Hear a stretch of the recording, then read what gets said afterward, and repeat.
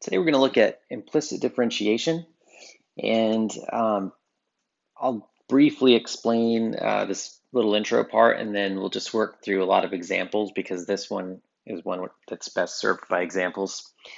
So this first statement says that some functions are explicit. So when we say that, we're saying that it's a function of x explicitly. It's just y equals a function. So you have these three here. These are all explicit functions of x, meaning we plug in x, we get a y out. Sometimes we have these others though, like x squared plus y squared equals 1. This is the equation of a circle. So x squared plus y squared equals 1. And although it's not a function, we can still find the derivative at any point on the circle if we differentiate implicitly. So we can take any derivative with implicit differentiation without solving for y first. So let's go ahead and do that example on this first one. So for all the directions on these, they won't say anything, but they should say just differentiate. So we're going to take the derivative of x squared plus y squared equals 1. So we're taking the derivative of this with respect to x, and I'll just talk through what we do as we get there. So when we have a term that only has x in it, we just take the derivative. So the derivative of x squared is 2x. Okay, in the next term, we have this y squared. So we're going to take the derivative of this. So the first part would be 2y. And then anytime we take the derivative of a term that has a y in it, we're going to multiply by y prime. And then we put equals, and the derivative of 1 is 0. And then we can solve this for y prime. So we could have y prime equals negative 2x divided by 2y, or negative x over y, and that would be our derivative. So that's like your classic simple implicit differentiation problem. And what this gives us, this will give us the slope of the tangent line at any point on the circle.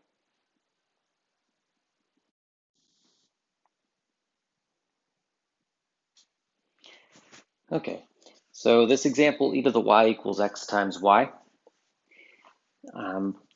Let's just go ahead and take the derivative. So the derivative of e to the y is e to the y. And then since we took the derivative of something with a y in it, we have to multiply by y prime. For this next part, it's a product, so we use the product rule. The derivative of x is 1 times y plus the derivative, or plus x times the derivative of y. So that's just going to be 1 times y prime. And then we have to go through this and solve for y prime. Now, this is the differentiated form, but we do have to go through and solve for y prime. If you're taking a multiple choice test, you will have to solve for prime anyway. So now it's just algebra. We move the y prime terms to one side. So what we'd have is e to the y prime. I'm going to subtract the xy prime, and that equals y. And then we just factor out a y prime.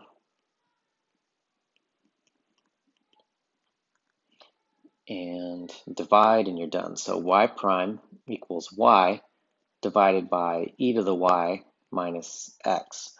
And it's fine to have x's and y's on the same side, but we do want the derivative to be equal to that.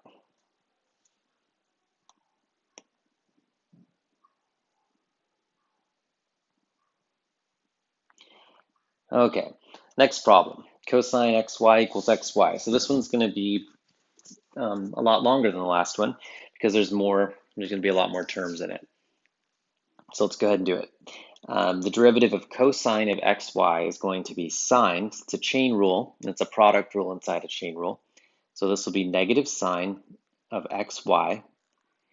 That's the derivative of the outer, and then we have to take the derivative of xy.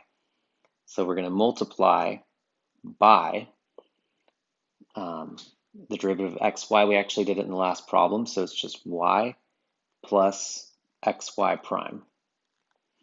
So that's the derivative of the left side. And on the right, we have xy, but we can just copy this derivative because we just did it. So y plus xy prime.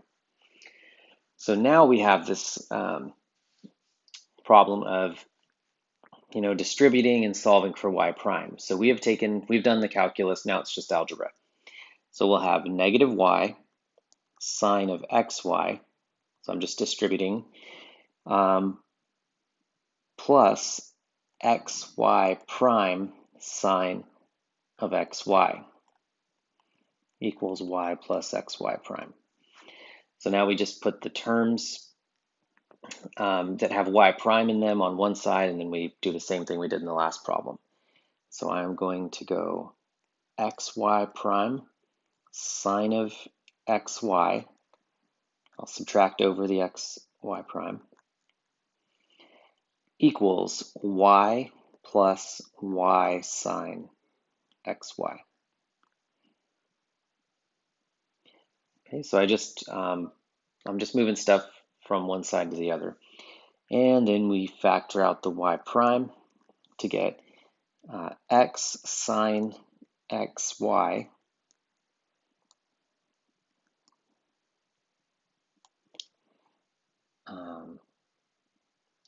minus x equals y plus y sine xy. Okay, now we just divide. So y prime equals y plus y sine xy divided by x sine xy minus x.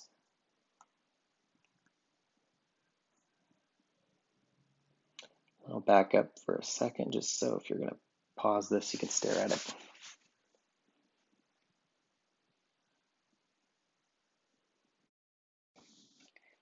Next example. So this one has a lot of stuff going on in it, so this is going to be messy, but not terribly difficult. So we're going to take the derivative of y to the fourth, so this would be 4y to the third times y prime, plus, and then we have a product, so we'll have a product rule, 3x squared times y to the fifth plus x cubed times 5y to the fourth times y prime. So that's the derivative of x cubed times y to the fifth. Then subtract the derivative of 2x to the seventh, so it'd be 14x to the sixth equals 0. A derivative of 13 is 0. Now we just have to collect all these just like we did in all the other problems.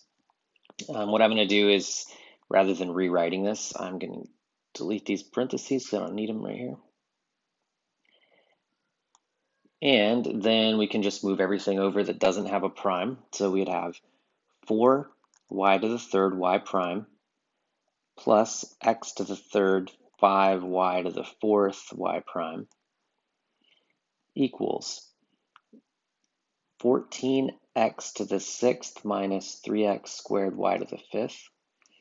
And now we do the same thing we did in the last several problems, which is factor out the y prime.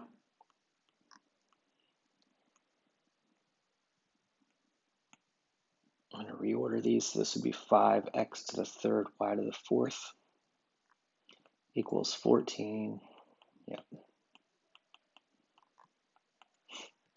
Okay, now we just divide. So y prime equals 14 x to the sixth minus 3x squared y to the fifth all over 4y to the third plus 5x to the third y to the fourth. So if you're to take a derivative and find the equation of a tangent line at a point, you would just plug both the x and y values from that point into this to get a slope. So it's just like doing a regular tangent line. It's just that you're going to be plugging in x's and y's on the same side of the equation.